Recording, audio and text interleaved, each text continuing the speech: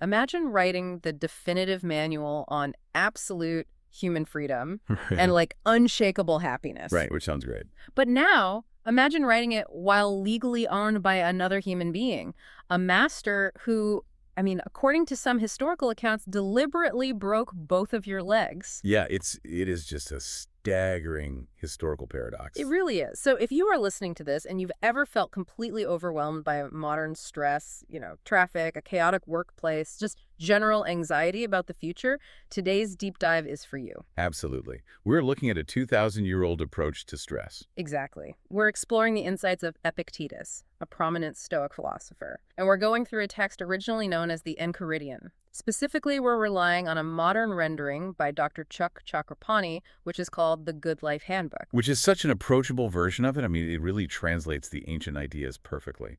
Yeah, it does.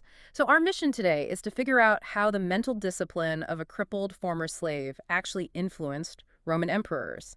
And, more importantly, how it might completely restructure the way you handle the chaotic, overwhelming anxiety of your own life. Because it really is the ultimate pressure test for any philosophy, Oh, right? for sure. We so often dismiss ancient advice because, well, the technological dressing of the day is different. But human nature, it really hasn't changed at all. Right. I mean, Epictetus didn't have a buzzing smartphone. No, or a gridlocked commute. But he understood the fundamental mechanics of human suffering.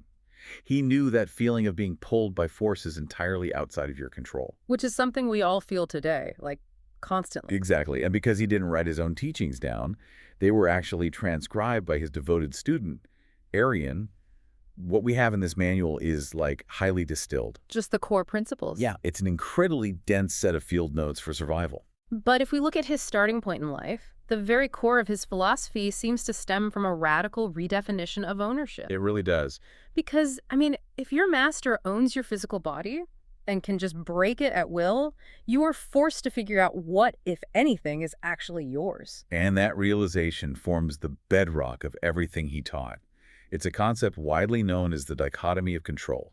The dichotomy of control. Okay, break that down for us. Well, Epictetus realized early on that to achieve any kind of tranquility, you have to operate with a strict, unalterable division of reality. Like drawing a line in the sand. Exactly. There are things entirely within your power and things that are not. And if you fail to separate those two categories, he says you are basically guaranteed a life of misery. Wow, okay. So if the only things we truly, absolutely control are our internal faculties, like our beliefs, our desires, our deliberate actions, then by definition, the out-of-control list has to include literally everything external. Everything. So that means my reputation, my social status, my bank account, and as jarring as it sounds, my own physical body. Right, which is often a really difficult pill for people to swallow. I mean, yeah. I eat a strict diet, I train at the gym 5 days a week, I feel like I control my body. Sure, but Epictetus would point out that you control the action of going to the gym. You control the choice of the meal. Okay, I see. But the outcome, whether you catch a virus, whether you trip and tear a ligament, or just, the biological reality of aging, that is fundamentally outside of your absolute control. Man, that makes the stakes of this dichotomy incredibly high. How do you mean? Well, if I tie my baseline happiness to the pristine health of my body, or, say, the success of my career, I'm attaching my peace of mind to fragile things that the universe or just other people can simply take away from me. And when you attach your peace to the uncontrollable, you effectively become enslaved to it. Oh, wow. That's a strong word, especially given his background. Right, but think about it. If your sense of worth depends on your boss's validation, your boss is now your master.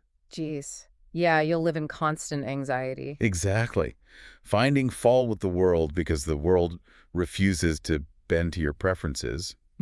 But if you withdraw your focus entirely to what is within your power, your own choices and your character, no one can force you to do anything. And no external event can actually harm you. Precisely. Okay, but knowing that logically is one thing, it brings up an immediate biological problem for me. What's that? Well, I can intellectually accept that I don't control the stock market, right? Or the traffic on the highway. Sure. But that knowledge alone doesn't stop my heart from racing when the market crashes. Or my blood pressure from spiking when I'm gridlocked and late for a meeting. Yeah, you still feel the stress. Exactly. So what is the actual mechanism causing that physical stress if the event itself is out of my hands? Yeah, so the mechanism is a misalignment of judgment. And this is perhaps the most profound psychological insight in the entire manual. Okay, tell me more. Epictetus argues that events in the world are completely neutral. They do not have the power to disturb you at all. Really? Completely neutral. Yes, it is your judgment about the event that creates the distress. That is wild. I mean, we treat cognitive behavioral therapy as this huge modern clinical breakthrough, Oh, yeah. but Epictetus was effectively mapping out the cognitive uncoupling process 2 millennia ago. He absolutely was. He's saying the stress isn't the traffic jam. The traffic is just a factual reality, like it's just a high volume of metal boxes moving slowly on a designated path. That's all it is. So the stress is the friction between that reality and my internal demanding judgment that says, I shouldn't be in this traffic. This is so unfair to me.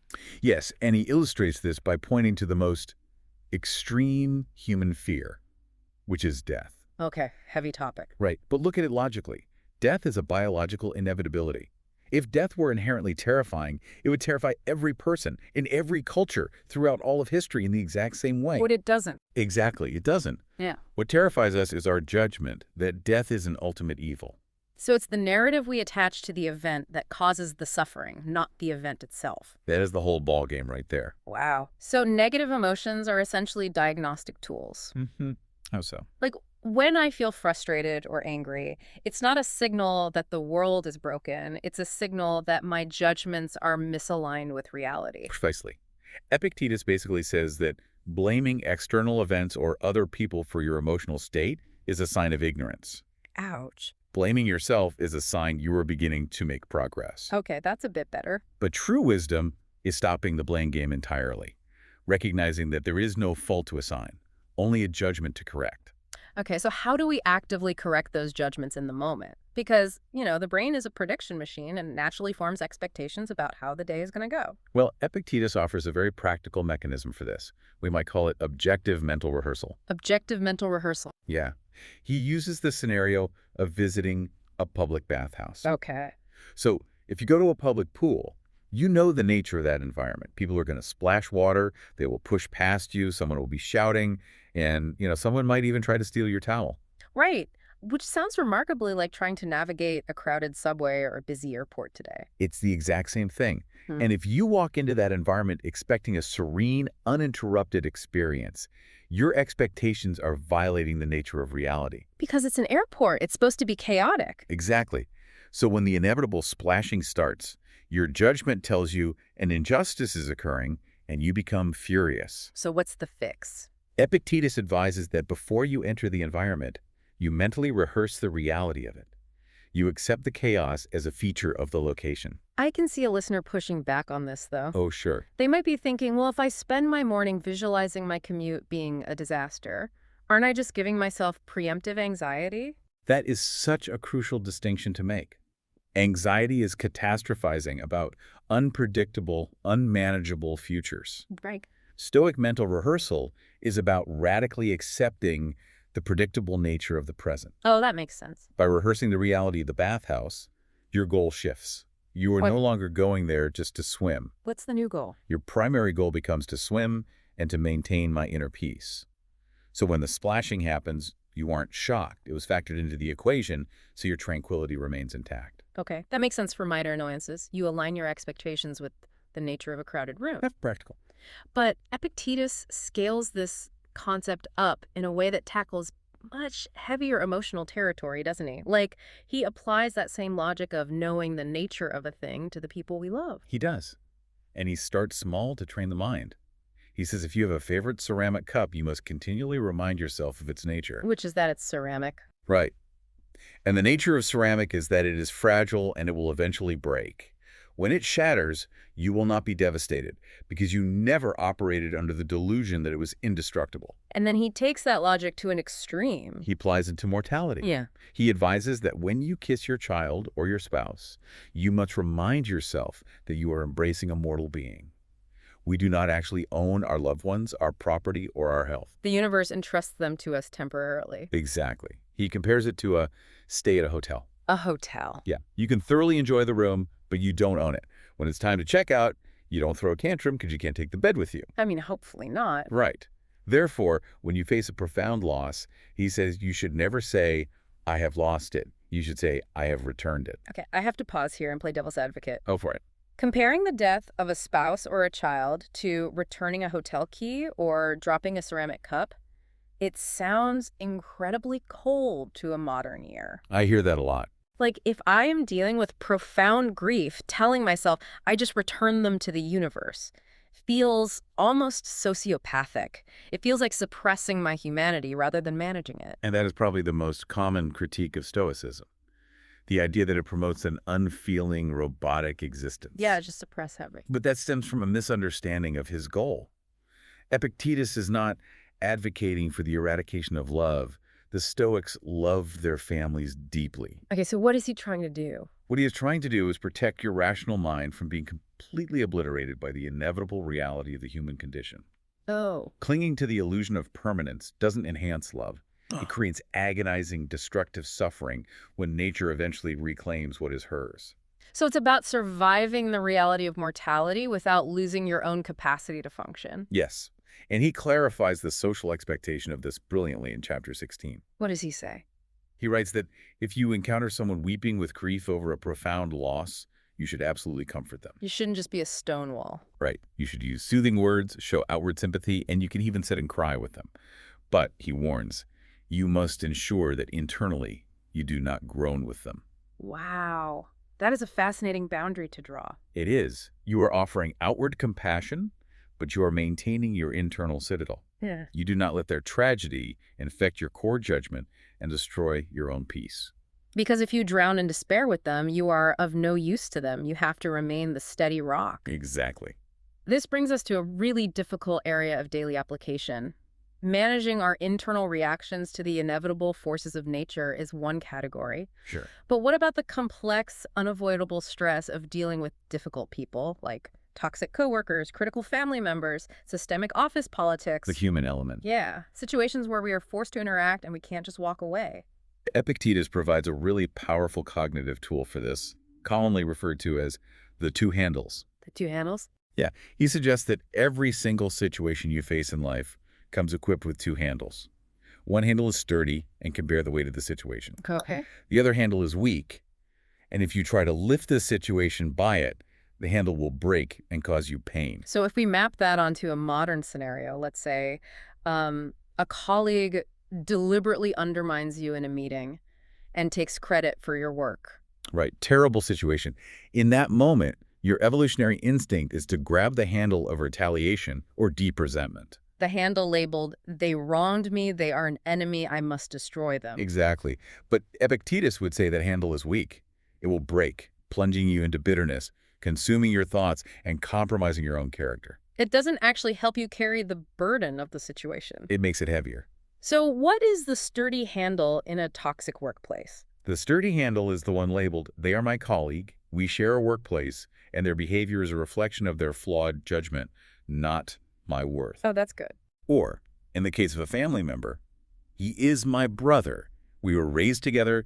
He may be acting terribly, but the bond of brotherhood is the handle I choose to grasp. So grasping that sturdy handle allows you to carry the weight of the relationship without compromising your own moral center or sacrificing your tranquility. You got it. It requires immense discipline, though, because you are actively choosing the perspective that preserves your peace rather than the perspective that feeds your ego. It takes practice, absolutely. But what if this scenario isn't just an interpersonal conflict? What if it's the broader societal game? Like, being passed over for promotion because you refuse to play dirty office politics. Or not being invited to an exclusive social event. Right. We don't always get to control our role in the hierarchy.